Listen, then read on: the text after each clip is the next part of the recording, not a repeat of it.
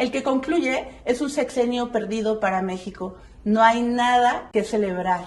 El régimen de la transformación de Cuarta finaliza con muchas deudas y pocos logros, pues los últimos 6 años representaron para la nación un grave retroceso, que es diametralmente opuesto a lo ofrecido por Andrés Manuel López Obrador en las 3 campañas presidenciales.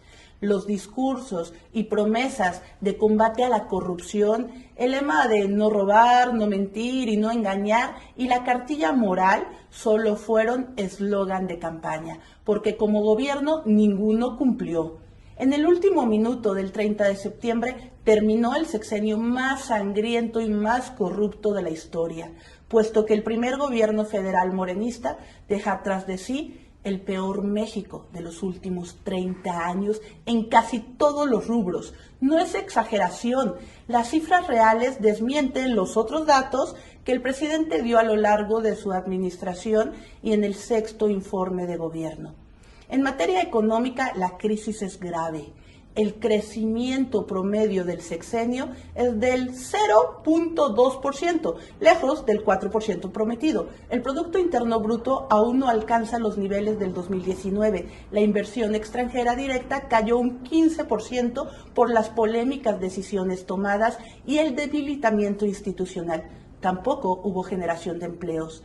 La informalidad laboral afecta al 56.1% de las y los trabajadores que carecen de seguridad social y derechos básicos, y los empleos formales creados en este gobierno se caracterizan por los bajos salarios. Con ello, se condenó a la pobreza a millones de mexicanas y mexicanos. Las megaobras sexenales se convirtieron en un barril sin fondo y en el símbolo de la opacidad y la corrupción por la cantidad de recursos que absorbieron y la falta de rendición de cuentas. Solo en el Tren Maya el presupuesto aumentó en más de 70% en relación al proyectado inicialmente y la refinería de Dos Bocas aún no produce combustible.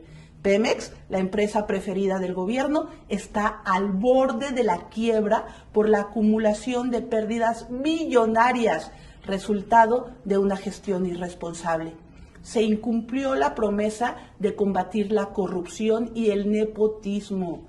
La familia presidencial y sus allegados hicieron negocios millonarios aprovechando el poder, la información privilegiada y la impunidad. López Obrador no combatió la corrupción, sino que la perpetuó y por ello dejó el país en el lugar 128 a nivel mundial. En seguridad pública vivimos una de las peores crisis, cuyo origen es la fallida estrategia de abrazos no balazos, que permitió a la delincuencia adueñarse de la tranquilidad de la población. El sexenio terminó con casi 200,000 homicidios dolosos, una desaparición cada hora, la constante violación de los derechos humanos y la normalización y la impunidad y la corrupción.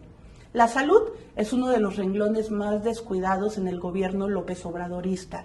La desaparición del Seguro Popular dejó sin acceso a los servicios de salud a 15.1 millones de personas. Hubo escasez de medicamentos en la mayoría de las instituciones de salud y se dejó sin medicinas oncológicas a niños y mujeres.